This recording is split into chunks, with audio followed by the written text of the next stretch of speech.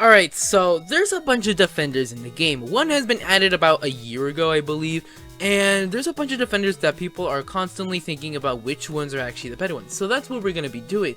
We're going to be going over which two, I believe, or maybe one defender is actually the best out of all of them. So yeah, top again. And I did make one a long time ago, but it was mainly because it was just a long time ago. And now that a lot of stuff has changed, especially the fact that some of them have gotten buffs and nerfs, and especially a new defender, why not make another one? Anyway, so for the very last place of defenders should you buy of no is unfortunately the elf defender. The elf, no, I'm just joking. The snowman defender.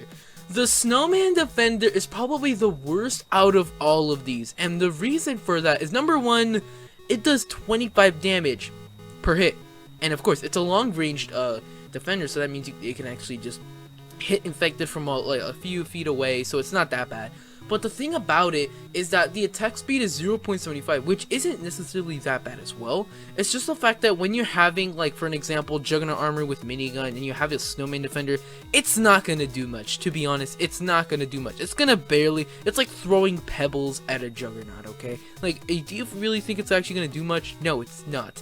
So because of its very low damage and the fact that literally it does shoot kind of fast, it's just the fact that literally there were so many other better ones, and also the fact that literally, what's it called, if you're under attack by a hunter or a tangler, it will deal damage to them from far range, of course, but the thing is that it takes so long, and by the time it finally kills it, you lost like at least 70 HP, and also the fact that, what's it called, if they're targeting all the infected all around you that you're like captured or you're frozen or something like that, then it's not going to do much because it's going to shoot a bunch of these infected and it's doing no damage. So really, it's not really much of a good one. So would I buy this? Absolutely not. There are so many other ones that are better than this one.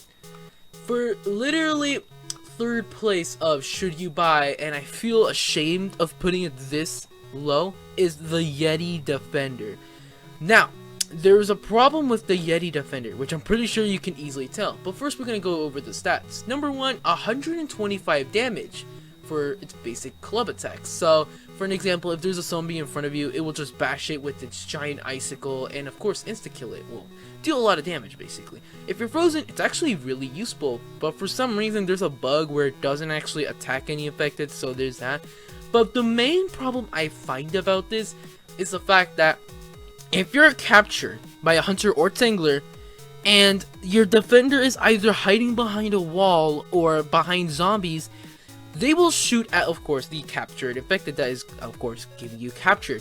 But the thing is that if there's infected in the way of the shots or in the way blocking the, what's it called, tangler or hunter, it won't do any damage. So you're basically left screwed as your defender casually just throws snowballs to the infected as they don't even flinch because it doesn't do any damage. So literally, if you see a Yeti, person with a Yeti defender, all you have to do is hunter them, have one person block the Yeti, and instantly they're just screwed unless they have teammates nearby.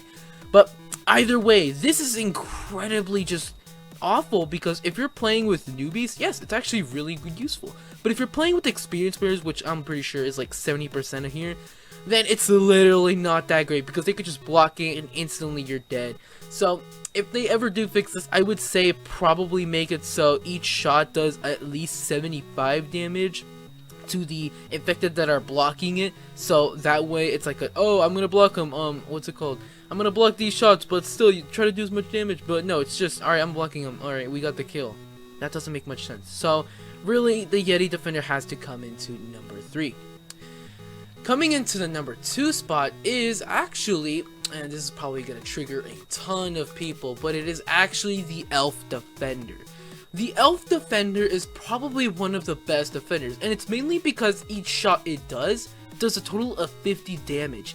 When you're running, for an example, Juggernaut armor and probably a minigun or a Gauss gun, it's really useful because, for an example, if you're reloading or there's too many infected, the defender can actually deal some damage and actually can kill some of them if they're pretty low enough. It could just basically finish them off, and while you are just reloading or just healing up, it's really useful. Plus it does of course attack danglers and hunters from afar, so if they're like on top of a ledge kind of, and your defender has like a little bit of a clear spot, they can actually shoot those infected.